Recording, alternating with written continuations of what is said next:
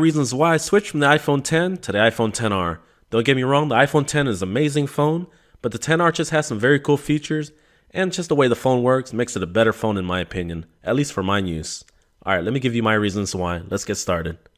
Number one is one of the biggest reasons in my opinion if you have sensitive eyes is PWM, which stands for pulse width modulation.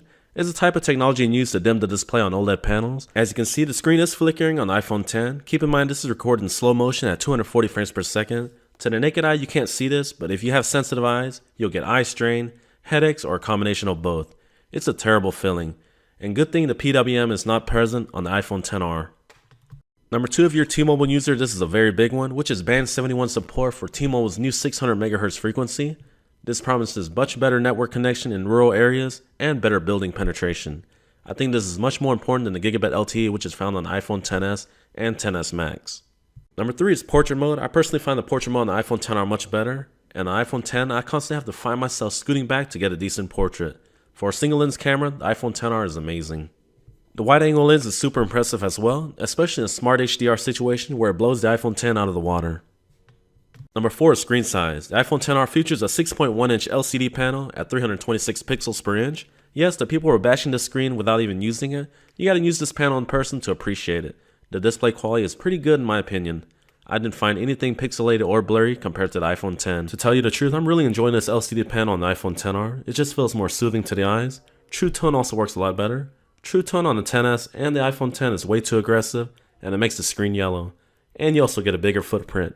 Overall, Apple did an excellent job with this LCD panel. Number five is battery performance, and this is where the XR dominates. The XR with its lower resolution screen and pretty big battery pack can literally run almost up to a day and a half. That is insane. Many of you guys asked for a slightly thicker iPhone with longer battery life, and Apple delivered. Meanwhile, the iPhone X's battery is good, but not great. I usually find myself charging more towards the end of the day very often. Number six is cheaper to own and repair, which means lowest cost of ownership. Traditionally, LCD panels are much cheaper than OLED panels, so therefore if you need any screen repairs down the road, it's going to be much cheaper. For example, Apple is charging $199 compared to $279 for the iPhone X and XS, and the XS Max is $329. That's insane. Number seven is performance. Don't get me wrong, the A11 from the iPhone X is no slouch. However, the A12 Bionic and its much more powerful GPU is a beast. This chip is almost matching the performance of some Intel mobile chips. The A12 Bionic chip will be supported longer since it's based on the new 7nm. So if you're looking to see whether a used iPhone X or XR is a better buy, be sure to keep that in mind when you're ready to purchase. Number eight is the new and improved stereo speakers. I didn't think this was a big deal since the iPhone X had them as well, but the new speakers on the XS, XR, and XS Max are very loud, and they're tuned very well, and the difference is noticeable. Number 9 is the zoom mode functionality. For some reason, Apple decided to disable this feature on the iPhone X, even though the other smaller iPhones like the 6, 7, and 8 had it. If you're getting old and starting to have eye problems, then you'll greatly appreciate the zoom mode on the iPhone XR. It just makes the user interface on the whole operating system bigger and bolder to make it easier to read. I didn't realize how useful this feature was until I got to use it again on the XR. Number 10 is the stereo recording while shooting video. This is a super underrated feature in my opinion that most people are not talking about. It makes a huge difference. You can literally hear which side the audio is coming from. So if you're recording your kids at a soccer game, you can literally hear which all the action is coming from left to right.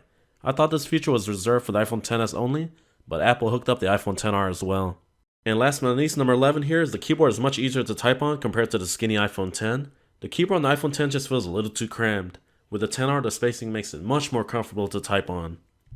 To be honest, I wasn't really interested in trying out the XR based on looking at the spec sheet alone, but boy was I wrong.